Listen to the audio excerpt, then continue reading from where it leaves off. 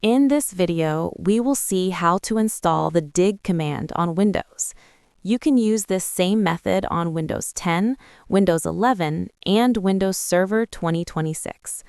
We will install the dig command using the Winget package manager. First, you need to open the command prompt. You can right-click on the Start button and select Terminal.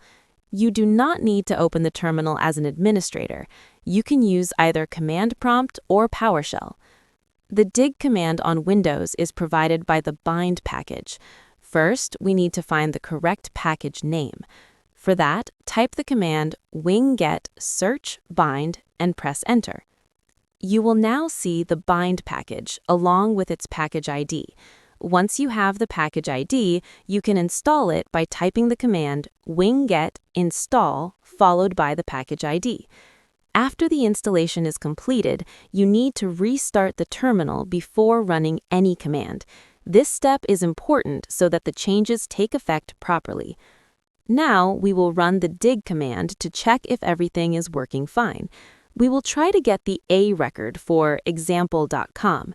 If the command runs successfully and shows the result, it means the dig command has been installed correctly on your system.